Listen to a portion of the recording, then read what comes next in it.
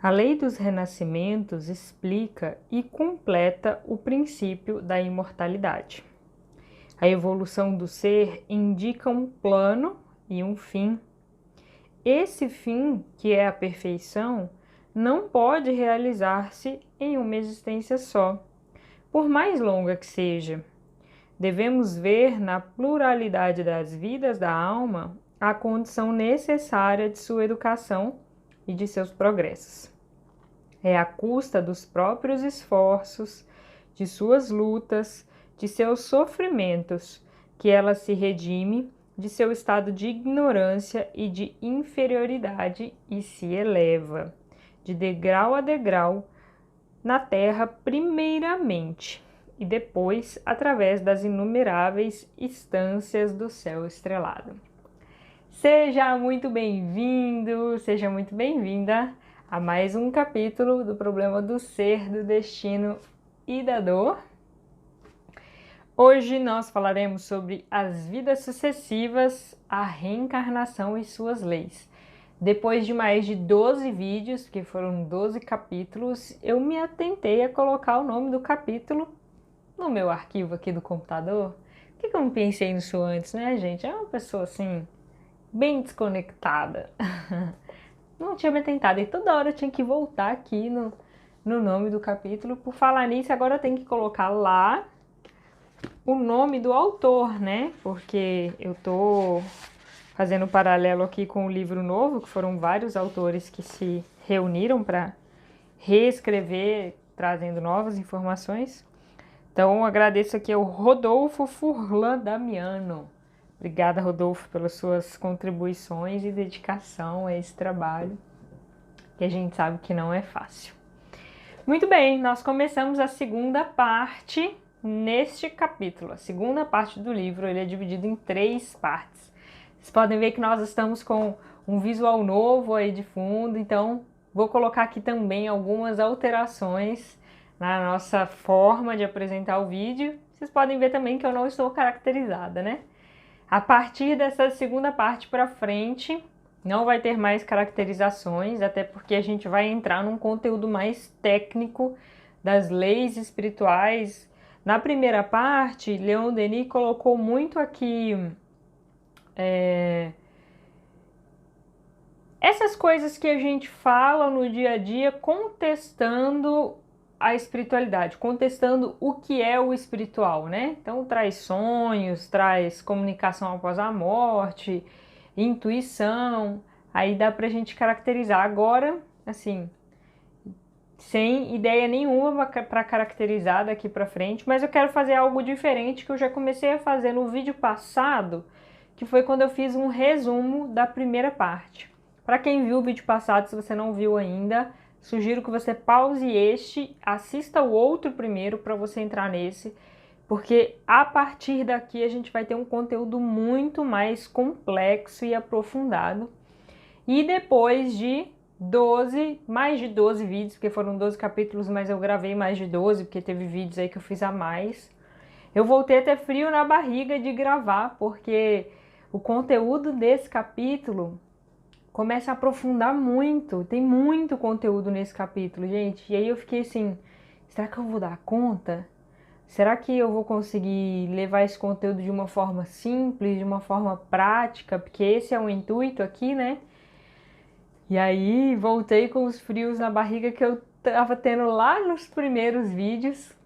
E espero que vocês me perdoem aí qualquer conteúdo mal passado ou não tão claro. Aí eu preciso da sua ajuda comentando aqui embaixo o que não ficou claro, ou se você que está assistindo esses vídeos que já tem um pouco mais de conhecimento aí das leis espirituais, se eu falar bobagem aqui, por favor, pode comentar também, mas eu fiz o possível aqui com relação às referências. Então, se você não assistiu o vídeo passado, assista para você ver o resumo desse conteúdo. E no vídeo passado, eu deixei bastante tarefa de casa com relação ao objetivo desses vídeos aqui no YouTube, que é ressignificar o seu movimento através da espiritualidade científica. Então eu vou começar a deixar agora em todos os vídeos uma tarefa mais prática para você conseguir aplicar no dia a dia essa questão de olhar para o seu movimento corporal e mental de uma forma diferente. Então hoje eu vou deixar uma tarefa relacionada com as leis naturais que eu vou falar hoje, porque hoje vai falar da reencarnação e suas leis. Mas nos próximos capítulos ainda vai ter um aprofundamento maior na questão da reencarnação e das leis também, que a gente vai dar uma introduzida no assunto, porque como eu falei, vai ficando cada vez mais complexo. Então, nesse parágrafo que eu comecei a ler aqui no inicinho, Leon Denis traz a importância de olhar para a nossa vida com esse intuito de evoluir. Então, nessa evolução seria muito difícil a gente conseguir fazê-la em uma vida só. E tem algumas doutrinas religiosas que acreditam, por exemplo, que haverá um juízo final após essa vida. Só que se tem gente que morre antes, morre depois, teria uma injustiça aí. Por que eu fui antes e o outro foi depois? E às vezes eu fui antes por conta, entre aspas, de uma culpa do outro. Nunca tem culpa do outro, né? Quando a gente pensa na reencarnação, a gente vai pensar nisso. Mas alguém me matou, eu sofri um acidente que, entre aspas, a culpa era do outro. Fica um pouco difícil de explicar esse senso de justiça. Porque aí a gente vai caindo em problemas de nos sentirmos injustiçados perante as leis naturais, e a gente vai falar aqui das leis naturais hoje. E se não tem injustiça perante Deus, e a gente está falando dessa evolução do pensamento desde os primeiros capítulos do livro do Leon Denis, que a gente vai entendendo desde quando a gente era politeísta, depois passou a ser monoteísta, acreditar em um único Deus que é justo. Não tem cabimento a gente colocar uma injustiça na lei de Deus. E para entender essa injustiça, a gente precisa entender das leis da reencarnação. E as leis das vidas sucessivas, elas têm como ser compreendidas quando a gente observa as leis naturais. E por mais que não tenha sido comprovado dentro de uma caixinha, dentro dos moldes da ciência, a reencarnação, existem inúmeros estudos que começam a questionar isso de uma forma mais embasada, de uma forma mais empírica. E um desses estudiosos, caso você queira pesquisar, é o Ian Stevenson, e que o autor desse capítulo até colocou aqui no livro. E ele traz uma frase aqui que eu achei interessante, que é assim: a questão da sobrevivência do homem após a morte é certamente uma das mais importantes que alguém pode fazer a si mesmo. A despeito de grandes dificuldades, essa questão é passível de investigação empírica e já se tem feito essas investigações. Eu falei no vídeo passado sobre o documentário que tem no Netflix, da vida após a morte. E tem vários estudiosos que acompanham em relatos empíricos ali, vão encontrando coerências nas falas das pessoas com relação a relatos de vidas passadas, principalmente de pessoas que aparentemente são reencarnação de alguém que passou. E essas pessoas, teve o caso de uma criança que relatou claramente a rua onde morava, o bairro, reconheceu a casa. E eles foram ver, aquilo existe mesmo. Então, da onde que essa criança está tirando essa informação, né? Se não é de outra vida, qual seria a explicação? E aqui, eu não quero entrar em embates de verdade ou mentira com relação às religiões. É raciocinar através de informações embasadas, através de informações que foram bem estudadas por pessoas de renome aí da sociedade para a gente questionar certas situações mesmo. Porque se existem tantas, entre aspas, desigualdades, dificuldades que a gente passa, de onde elas vêm, sendo que Deus é justo, né? Ficam esses questionamentos e a gente consegue entender pelas leis da reencarnação. Tem uma reflexão que Leon Denis traz aqui no livro antigo, que ele fala assim que se a gente admite que o homem... Deixa eu pegar no livro mesmo, ao invés de ler ali do computador.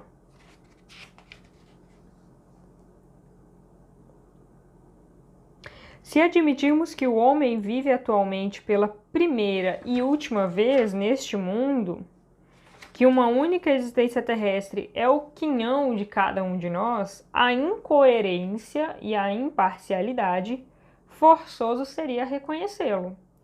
Presidem a participação dos bens e dos males, das aptidões e das faculdades, das qualidades nativas e dos vícios originais. E aí, quando a gente reduz tudo em uma vida só, reduz a nossa evolução em uma vida só, fica muito mais difícil compreender a causa dos sofrimentos. E de muitos sofrimentos que a ciência não consegue explicar, como algumas doenças congênitas, como alguns falecimentos cedo, fora de hora, como algumas pessoas terem tanta facilidade para aquisição financeira e outras não, outras tentarem de tudo para ter uma condição melhor e mesmo assim caírem em problemas. A gente vai começando a entender se a gente levar em consideração essas vidas sucessivas.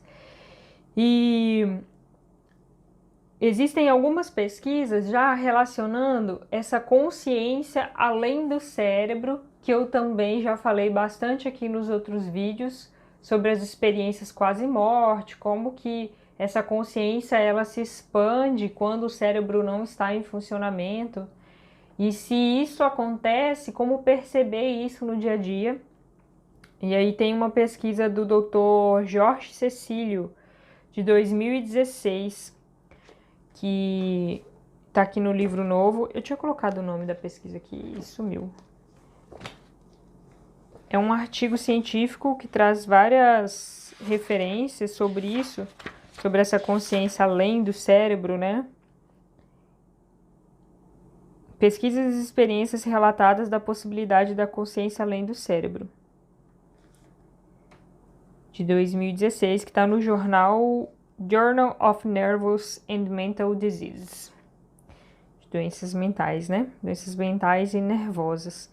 E o autor do livro novo aqui, ele colocou que eles encontraram um total de 1954 artigos relacionados a temas publicados com relação a isso: experiência quase-morte, experiência fora do corpo, transe e possessão, mediunidade, memórias de vidas passadas, incluindo a reencarnação, experiências do final da vida, detecção do espírito, transcomunicação e relação mente-cérebro. Então já tem bastante gente estudando sobre isso de uma forma empírica, né, de uma forma embasada. E como aplicar isso no dia a dia, como levar isso em consideração, a gente precisa entender um pouquinho mais das leis naturais. Para que a gente precisa entender um pouco mais as leis naturais? Para a gente entender tantas desigualdades. Por que que ainda o mundo está como está, dentro de um processo histórico, de tudo que já passamos, de como a gente poderia estar melhor? Sim, a gente poderia estar melhor.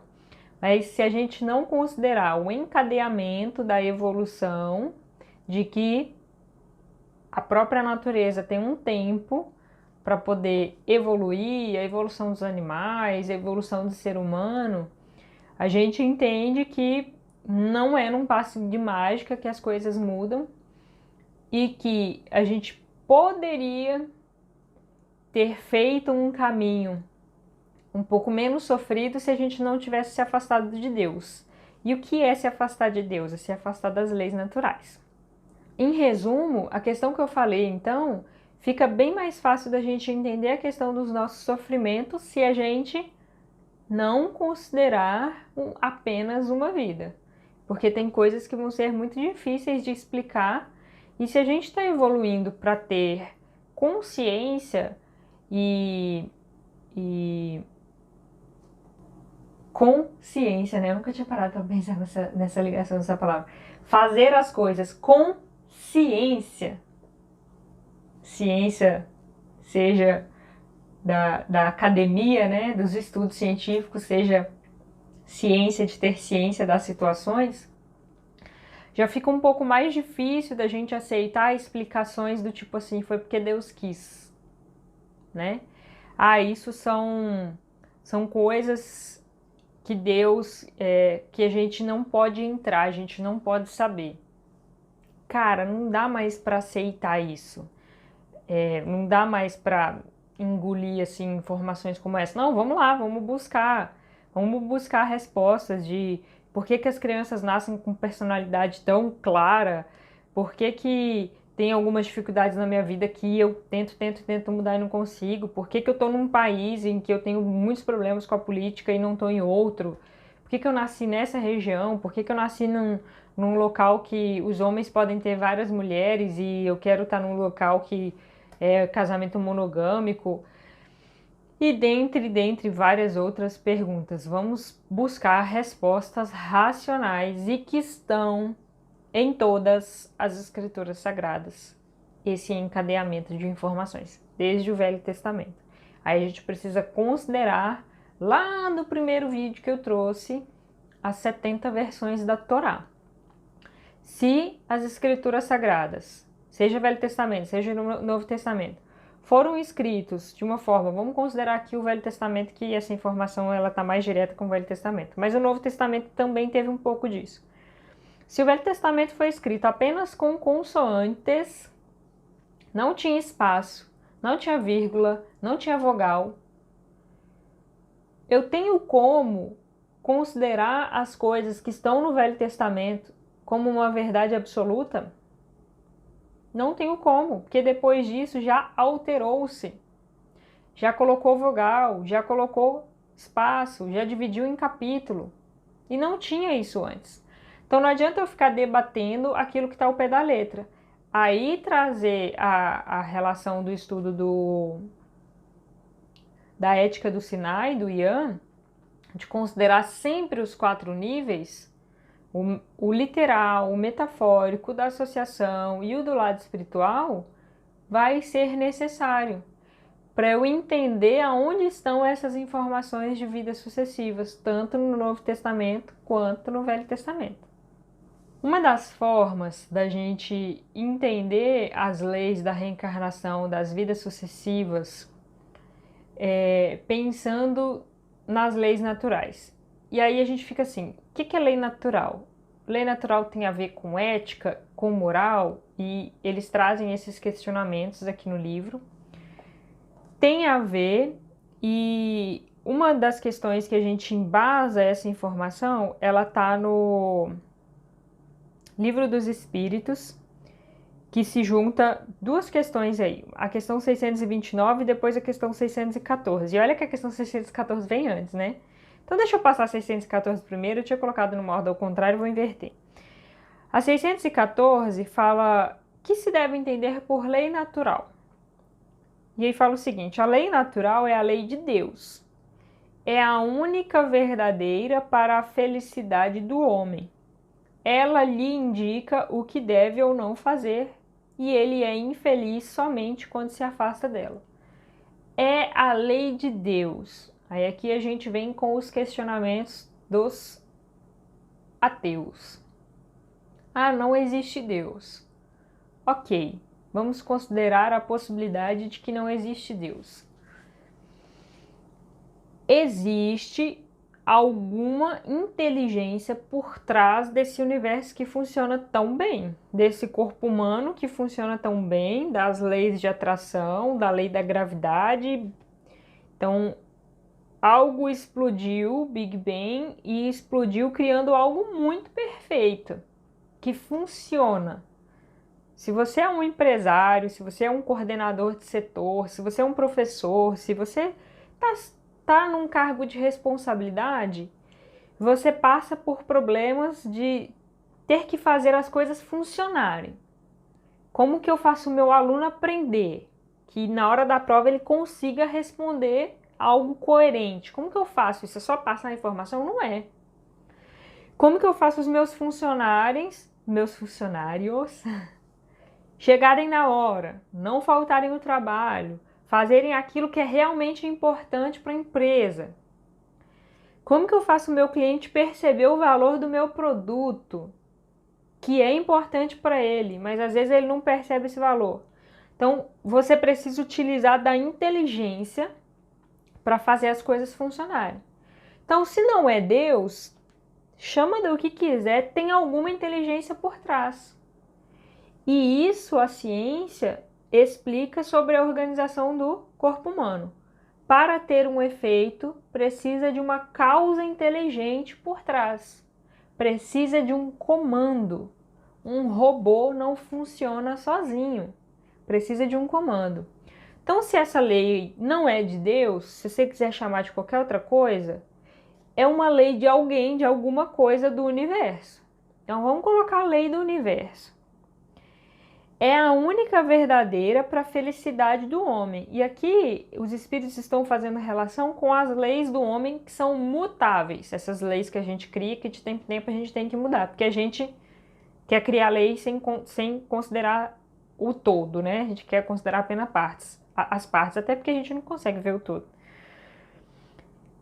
E ela lhe indica o que deve ou não fazer. E ele é infeliz quando se afasta dela.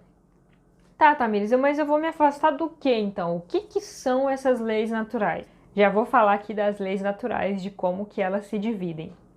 Mas aí primeiro vamos passar pela questão 629. Que definição se pode dar da moral? A moral é a regra de bem proceder. Cito é a distinção entre o bem e o mal. Funda-se na observância da lei de Deus. Pá! Ou seja, lei de Deus, ética, moral coexistem. Então eu quero entender da ética e da moral, eu entendo a lei de Deus. O que é a lei de Deus? A lei natural. O que é a lei natural? Vou falar já já. Você quer saber o bem ou o mal? Você quer saber o que fazer? Isso funda-se na observância da lei de Deus. O homem procede bem quando tudo faz pelo bem de todos, porque então cumpre a lei de Deus. Se você está trabalhando, pensando no dinheiro que você precisa conquistar, na casa que você precisa construir, na escola que você precisa pagar pelos seus filhos, sem considerar, eu não estou fazendo de caso pensado para magoar alguém, para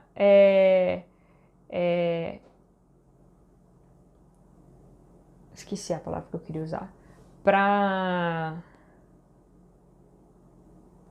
gerar alguma desigualdade do meu filho perante o filho do outro, o coleguinha da escola, eu não estou fazendo de caso pensado. Porém, contudo, entretanto, todavia, se você só está pensando nos seus, não está pensando no bem de todos, eu vou parar o carro aqui em cima da calçada porque o meu filho não pode pegar chuva. E os filhos dos outros? Tá entendendo essa escolha de ética e de moral? Não adianta você não fazer de caso pensado para machucar alguém, para criar uma diferença com relação a alguém. Mas se você só pensa nos seus, você não está cumprindo a lei natural, que é a lei do bem de todos.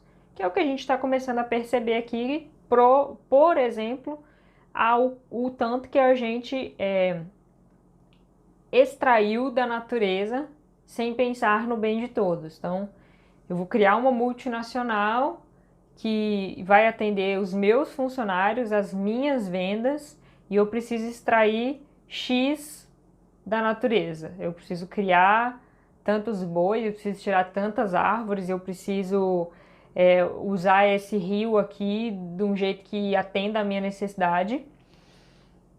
Eu preciso pensar nessas consequências para o bem de todos, senão eu estou fugindo de uma lei natural. E aqui Leon Denis dá um exemplo que eu acho bem fácil de entender, que fala assim: o destino do ser não é mais do que o desenvolvimento, através das idades, da longa série de causas e efeitos gerados por seus atos.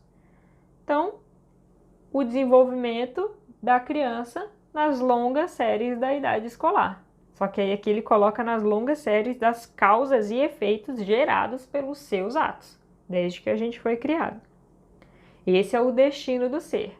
Se a gente está estudando aqui as leis da reencarnação para entender o destino, para onde vamos e por que a gente está aqui. Nada se perde. Os efeitos do bem e do mal acumulam-se e germinam em nós até o momento favorável de desabrocharem. Então, você está com uma dor agora, você está com um sofrimento agora, só é o efeito de algo que foi plantado há um tempo atrás. Se nada se perde, se tudo vai ficar guardado até o momento exato de desabrochar. Se você quer que desabroche a alegria, precisa plantar alegria. Em algum momento você plantou sofrimento. Às vezes, expandem-se com rapidez. Outras, depois de longo lapso de tempo, transmitem-se, repercutem de uma para outra existência.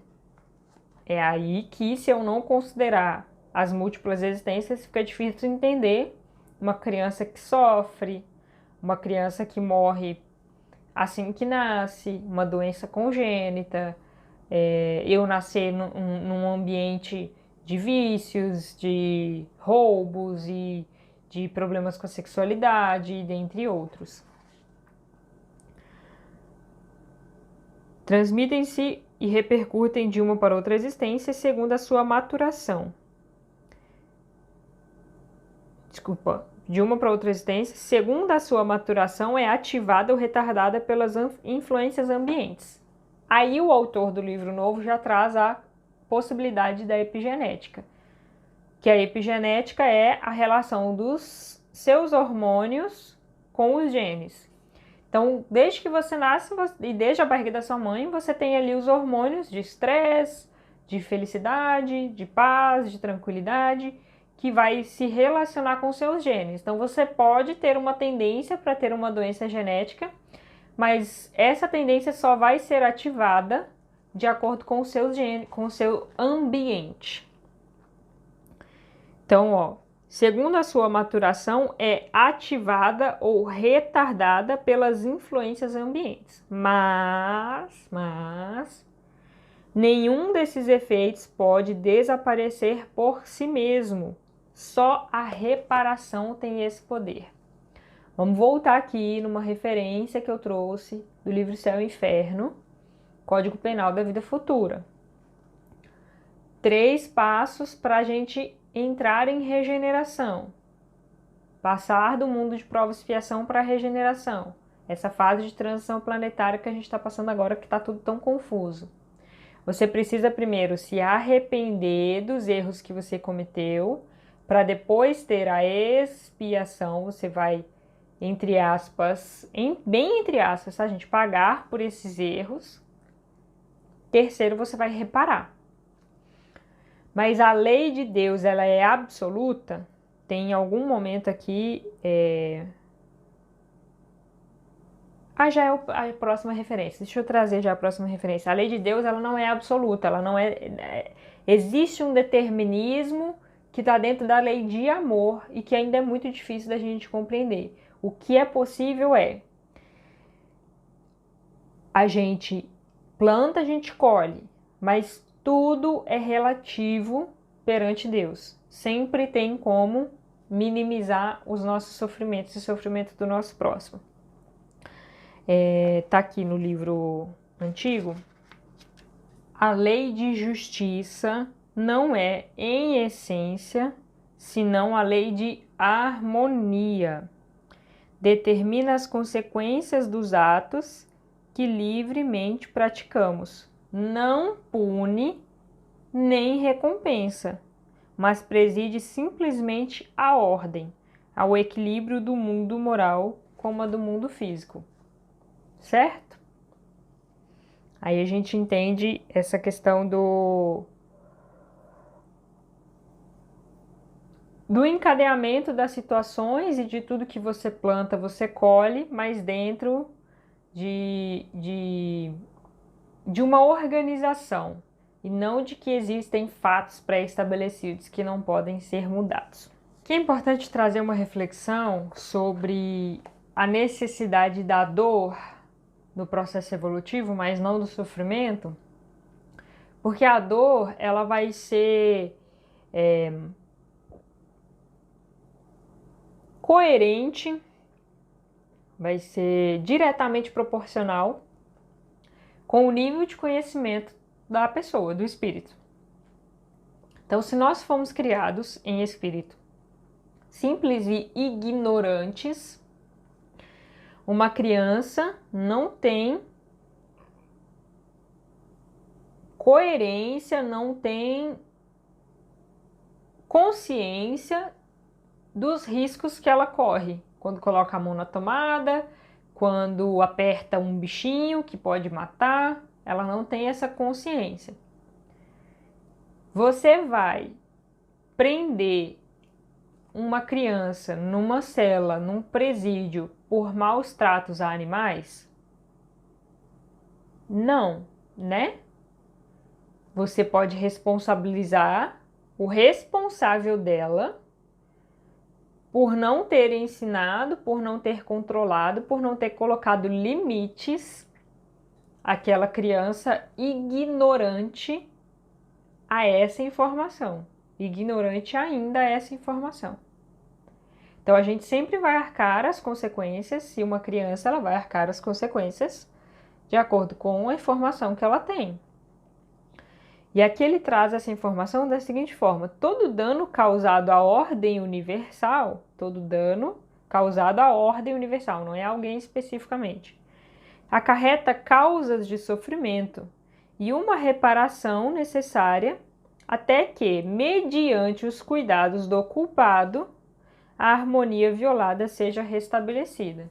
Então, a harmonia vai ser restabelecida de acordo com os meus cuidados, que fui culpada lá atrás. E nesse interim, a gente vai sempre fazendo assim um meio termo. Eu tenho meu livre-arbítrio, mas existem leis que controlam o meu livre-arbítrio. Então, eu tenho liberdade para agir e pensar, mas eu não tenho liberdade para destruir o planeta, por exemplo. A gente tem limite e o que a espiritualidade nos orienta é que o seu livre-arbítrio termina na hora que começa o do outro. Então, ele é bem cerceado, né? Então, para a gente entender um pouquinho mais como que a gente se afasta dessas leis na prática, né? Como que eu sei se eu estou prevenindo ou não dores futuras? E aqui Leon Denis coloca o seguinte: fomentar a discórdia, incitar os apetites malsãos, trabalhar para si mesmo em menoscabo dos outros, é semear para o futuro fermentos da dor. Olha a linguagem simbólica aqui, né? Que se a gente não levar os 4 níveis lá do Yan, não sei se eu falei o nome dele errado, do livro da Ética do Sinai. A parte literal, metafórica, da associação e da parte espiritual. Então, esses fermentos da dor, olha que interessante. É algo pequeno que coloca ali e faz o trem crescer. Então, eu parei na calçada para que o meu filho não pegasse chuva e eu atrapalho todo o trânsito de outras crianças que também merecem não pegar chuva. Mas, na verdade, pegar chuva é super legal, né? mas a gente sabe que tem um contexto aí da criança ficar com a roupa molhada e tudo mais. Ali, por uma ignorância do processo, eu não pensei nos outros.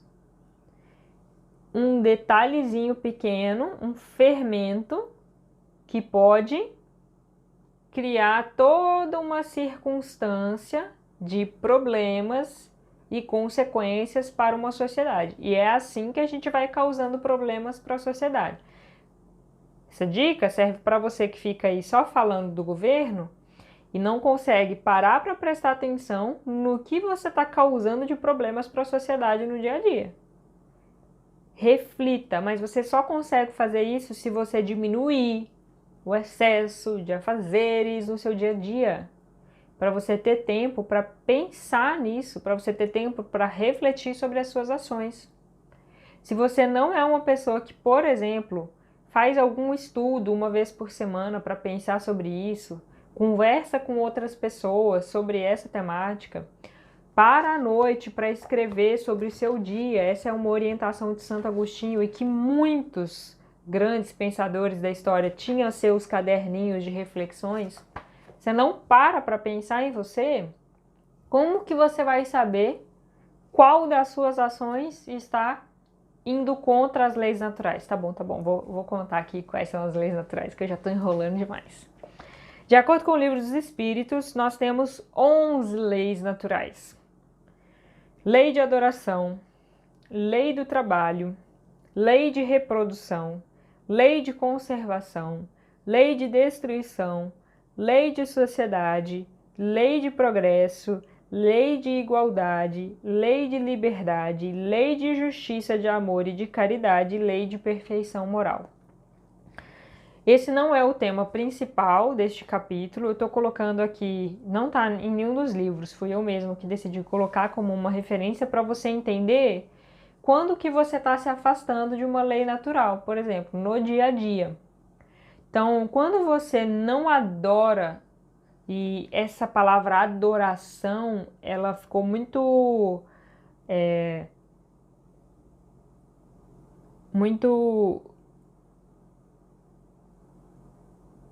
calejada por conta dos nossos problemas com a religião, aí a gente acha que não tem que adorar nada. De parar um momento e reverenciar a natureza, parar um momento e reverenciar e agradecer as coisas boas que você teve. Você está deixando de se aproximar dessa lei natural quando você não dedica momentos para isso. Lei do trabalho, por exemplo. O que é trabalho? É tudo que a gente recebe dinheiro? Não. É toda e qualquer ocupação útil. É o trabalho. Quando você não se ocupa utilmente na sua vida, você está se afastando de leis naturais. Você só quer que as pessoas te sirvam. Tem um monte de trabalho aí de ajudar o próximo, ou o seu trabalho de retorno financeiro não é útil para a sociedade, vai começar a ter problemas. Quando você não entende, por exemplo, a lei de destruição, você se revolta, você se rebela quando tem destruições da natureza, quando a sua casa é destruída. O Haroldo dá um exemplo que eu acho maravilhoso, que é do João de Barro. Aí vem uma chuva, destrói a casa do João de Barro e segunda-feira o João de Barro tá no psicólogo chorando as mágoas da casa que foi destruída. É assim que acontece? Não. Ele vai lá, começa a montar de novo a sua casa, barrinho por barrinho, barrinho por barrinho, até formar aquilo tudo. E a gente reclama no dia a dia quando algo que a gente fez que deu tanto trabalho de fazer é destruído por alguém ou por alguma situação e você tem que refazer. Se aconteceu, é porque tem algum motivo. É porque você precisa aprender por aquilo. É porque você atraiu essa situação para expiar, reparar, regenerar algum processo que já foi plantado lá atrás. Aí a gente vai ligando essas palavras: regenerar, reparar, plantar, fermento. E aqui é uma das leis da reencarnação, que aí pergunta aqui: a que regras está sujeito o regresso da alma à carne? As da atração e da afinidade. A gente pode ver essas leis de atração muito claras na natureza desde a pedra. Quando um espírito encarna, é atraído para um meio conforme as tendências ao seu caráter e grau de evolução. São 3 coisas, eu entonei errado aqui. Quando um espírito encarna, é atraído para um meio conforme as suas tendências, ao seu caráter e grau de evolução. Então, você está reclamando muito dos seus familiares, meu amigo, começa a reclamar de você. Que você atraiu esses familiares para o seu entorno. Você atraiu essa reencarnação dessa forma. E através dessa atração, a nossa formação lá do espermatozoide e do ovócito, que eu aprendi que não é óvulo, né? Depois se torna óvulo, do ovócito, vai ser atraído com as características necessárias para a sua vida. Se você vai ter pele clara, pele escura, se você vai ser oriental, se você vai ser brasileiro, se você vai nascer num local quente, num local frio, se você reclama da temperatura de onde você vive, faça algo para mudar. Mas se você já tentou mudar de cidade, por exemplo, e não conseguiu, meu querido, é isso que você precisa trabalhar. E entender de leis biológicas, entender de leis naturais, por exemplo. Se você está reclamando da temperatura quente de Cuiabá, eu estou em Cuiabá gravando esse vídeo, vai entender como melhorar esse clima, vai perceber o quanto que falta de árvore nessas cidades. Aí tem lá na prefeitura que a gente deve respeitar um tal de uma área de absorção de água, né? Quando a gente vai construir a casa. Aí você vai ver a casa de todo mundo, é tudo cimentado. Não tem área que esqueci a palavra aqui, que absorve a água lá. Aí você quer saber por que tem enchente, você quer saber por que tá quente na sua casa, não tem árvore. Na sua casa não tem terra.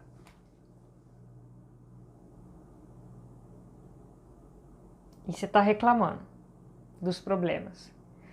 Vamos entender das leis naturais e das leis da reencarnação, que vai nos atrair para moldar o corpo como necessário. E nessa parte de moldar o corpo é uma das coisas que fala aqui, que é da vontade do espírito. Quando a gente tem nível evolutivo para escolher, é da vontade do espírito moldar o seu corpo. Como o espírito quer moldar. Se vai moldar o sexo masculino, feminino, se vai nascer com doenças ou não. E muitas das vezes nós pedimos para vir com doenças específicas para a gente não cair no mesmo erro e para a gente resgatar o que precisa resgatar dentro daquelas leis que a gente infringiu. No momento de reencarnação, é importante ressaltar também que esse momento não é súbito, ele vai acontecendo aos poucos. Então, o espírito se aproxima da família que vai ocorrer ali o processo reencarnatório. Ele pode desistir próximo da reencarnação, se ele percebe que tem alguma situação instável. Então, você está casada, você está num relacionamento que é turbulento e você está querendo ter filho. Minha querida, meu querido, que espírito vai se sentir seguro para vir nessa situação? Vem quando não tem escolha. Mas é aquele momento de casais que não conseguem engravidar, de gestações que não vão para frente. Pode ter relação sim com essa insegurança do espírito. E mesmo assim a gente tem o apoio de uma equipe, a gente tem o apoio do nosso espírito protetor que nos afirma que estarão conosco nesse processo reencarnatório. Aí, no plano espiritual, a gente assume uma responsabilidade com os nossos pais, com quem vai se responsabilizar pela nossa reencarnação. E aí, depois que eu nasço, meus pais se separam, é uma brigaiada danada, como que vai ficar a segurança desse espírito? Porque você não está pensando no todo, você só está pensando no seu bem-estar. Olha as leis naturais de pensar na sociedade. Então, existe essa aproximação do espírito que começa a se unir célula a célula quando o espermatozoide se une ao ovócito. Mas essa união só se termina depois que vem o nascimento.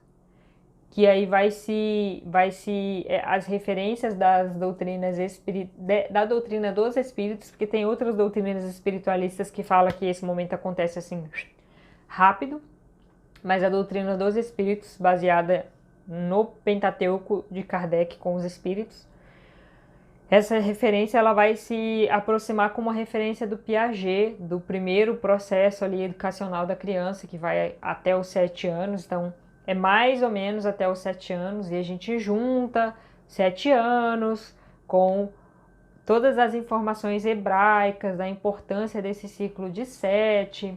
O mundo foi criado em 7 dias. Então não tem acaso nessas informações. Não é uma simbologia do nada que é os 7 dias. Não são só 7 dias, ou o dia está relacionado a um período. Então olha o período aí do processo reencarnatório de 7 anos. Então, a mãe, a família precisa estar mais atenta, precisa estar mais presente, precisa colocar o foco da vida no primeiro período, que é o dos 7 anos. Sim, precisa. O foco de ganhar dinheiro de trabalho vai ocorrer nesse momento da sua vida? De preferência, não. Porque aí você coloca a sua atenção naquilo que não vai voltar. Ganhar dinheiro, ter ascensões profissionais, você consegue fazer em outros momentos da sua vida. O seu filho não volta na fase de 7 anos. E se o processo reencarnatório está se finalizando ali, a união de célula a célula, aqui o Leon Denis ele traz uma referência muito importante, que eu não coloquei a página, vou ter que ler daqui, porque até eu achar vai demorar. O perispírito, durante a gestação, impregna-se de fluido vital e materializa-se quando bastante para tornar-se o regulador da energia e o suporte dos elementos fornecidos pelos genitores. Então, o próprio perispírito, ele vai se tornando, célula a célula, o regulador da energia e o suporte dos elementos fornecidos pelos genitores. Então, eu vou pegando os elementos dos meus genitores para que eu faça esse suporte futuramente. Graças a ele, a individualidade e a... Não, peraí, tem um negócio antes aqui que é interessante. Constitui, assim, uma espécie de esboço de rede fluídica permanente, através da qual passará a... Acho que a palavra está errada. A corte da matéria que destrói e reconstitui sem cessar durante a vida o organismo terrestre. Essa parte aqui que é interessante. Será a armação invisível que sustenta interiormente a estátua humana. Olha que interessante. Numa estátua, gente, você coloca algo num mármore para fazer uma estátua? Você não coloca nada, você só tira. Você só tira. Você só lapida. Então, nesse processo de formação da reencarnação, o perispírito vai colocando ali toda a estátua no corpo físico. Só que ele não se dá só na barriga da mãe, ele começa na barriga da mãe. Depois dali, depois desses primeiros 7 anos, você vai, ó, corta daqui, corta dali, vai aparando as arestas, até formar no final da sua vida, que as pessoas acham que tá tudo caindo, quietinho, você na verdade terminou de lapidar ali tudo que você precisava. Você tirou. Não quero isso, não quero aquilo. Você vai tirando o peso da mochila. O pessoal do Gravidade Zero aí, que tem estudado sobre isso, Renan Ranucci, Murilo Gun, Dante Oliveira,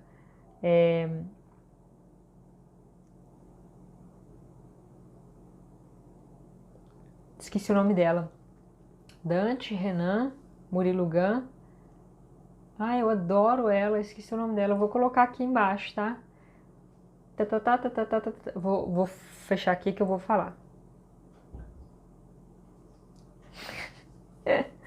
O bom de editar vídeo é que dá pra colocar isso depois. Tânia Mujica! Lembrei! Tânia Mujica, não vou precisar colocar na edição. Tânia Mujica, esse pessoal tem falado dessa ideia de gravidade zero, que é tirar cada vez mais coisas da mochila. Então é essa estátua que a gente vai lapidando. Graças a ele, a individualidade e a memória conservar-se-ão no plano físico, apesar das vicissitudes da parte mutável e móvel do ser. Ó, o mutável e o móvel é o nosso corpo de agora, que as pessoas acham que é o palpável, que é o que a gente tem que se apegar. Na verdade, essa é a parte mutável. E assegurará, do mesmo modo, a lembrança dos fatos da existência presente, recordações cujo encadeamento do berço à cova fornece-nos a certeza íntima da nossa identidade. Então, se a gente está formando, olha as leis da reencarnação, se a gente está formando até os 7 anos essa nossa estátua dentro desse corpo físico que vai sendo lapidada, isso corrobora com muitas informações hoje, principalmente da nova medicina germânica, que fala que a gente traz heranças herdadas da nossa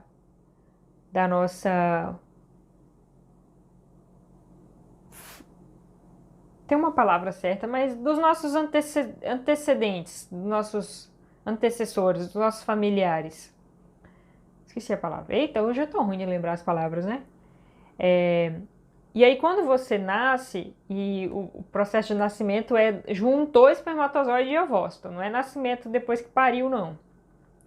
Desde o processo da vida intrauterina até os primeiros 7 anos, vai ocorrer ali situações que eles chamam de programantes ou pré-programantes, de problemas que você passa na vida intrauterina e na infância, e que depois dos 8 anos você só vai trabalhando tudo aquilo que já aconteceu na primeira infância. Olha que interessante. Então, tudo que está acontecendo de difícil, de problemas na sua vida, é só você olhar para a sua infância e para a sua vida intrauterina. Olha como que as informações vão se juntando, que é uma informação que vem de psicografia. Por isso a importância da gente levar em consideração essas informações. Para finalizar o nosso vídeo de hoje,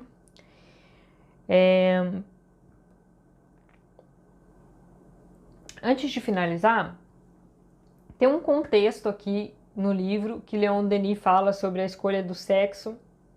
E é a primeira vez, é o primeiro capítulo que eu vejo um autor dizer que as informações que Leon Denis trouxe estão um pouco ultrapassadas. Então eu não vou entrar nesse mérito aqui, até porque o vídeo já está muito grande. Mas existe por parte do espírito a escolha do sexo, que algumas referências falam que a gente vai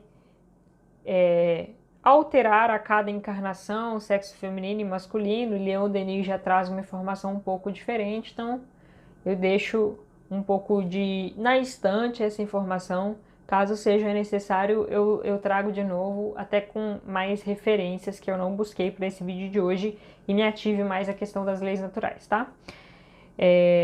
Para finalizar, essa reflexão de Leon Denis é interessante, e agora eu coloquei a página, dá para olhar. As faltas e os erros cometidos repercutem como causas de obstrução nas vias futuras.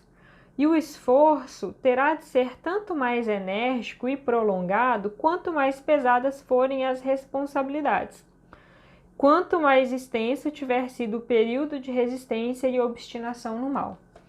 Atualmente eu estudo muito essa questão de dor e de sofrimento, e é por isso que eu estou aqui, né, fazendo esses vídeos, e tem muitas referências que falam isso. O seu tempo de dor, ele vai ser diretamente proporcional ao tempo de resistência à mudança, ao tempo de resistência ao erro. É claro que uma o amor cobre uma multidão de pecados. Então, quanto mais você se doar para a sociedade, para o próximo, você consegue diminuir um pouco essa dor, mas o sofrimento ele é opcional. Que quando você entende que essa dor está relacionada com o seu processo de crescimento, a gente tem como aliviar ela no dia a dia com liberação miofascial, se é dor física, meditação, técnica de coerência cardíaca e alinhar sentimentos com razão, tudo isso eu ensino aí em todas as minhas redes sociais. E vamos deixar então hoje a tarefa da lei natural. Já que a gente falou aqui das leis naturais, que está no Livro dos Espíritos, e se você prestar bastante atenção, ela está presente em todos os momentos da sua vida. A lei de adoração, a lei de trabalho, a lei de reprodução, a lei de conservação, a lei de destruição, a lei de sociedade, a lei de progresso, a lei de igualdade, a lei de liberdade, a lei de justiça, de amor e de caridade e a lei de perfeição moral. Você vai pegar qualquer uma dessas leis, vai pesquisar ou na internet, pesquisar conversando com pessoas sobre essas leis, vai escolher uma delas, uma lei natural, para você aplicar daqui até o nosso próximo vídeo. Então, vou dar um exemplo aqui para ficar mais claro. Então, lei de conservação. O que eu estou fazendo no meu dia a dia para me conservar? Comer alimentos naturais é uma lei de conservação. Praticar exercícios físicos é uma lei de conservação. Consertar objetos estragados ao invés de só descartar é uma lei de conservação. Evitar correr riscos, como por exemplo, dirigir embriagado, é uma lei de conservação. Então você vai escolher uma forma por dia para trabalhar a sua lei natural. Você pode cuidar de plantas, você pode observar à noite, você pode fazer várias coisas para a lei de conservação, mas faça de preferência algo que você já não faça. Se você já cuida de planta, você pode pegar outra coisa de lei natural para você fazer uma atividade por dia, não precisa ser muito longa, desde que você faça. E esse foi o vídeo da segunda parte do problema do ser, do destino e da dor. Capítulo As Vidas Sucessivas, a Reencarnação e Suas Leis. Lembre-se que o conteúdo agora vai ficando cada vez mais profundo, mais complexo. Assista com atenção, faça anotações e deixe aqui seu comentário. Se você ainda não curtiu o vídeo, curta, compartilhe para a gente ajudar a chegar para mais pessoas e eu te aguardo no próximo capítulo. Tchau, tchau!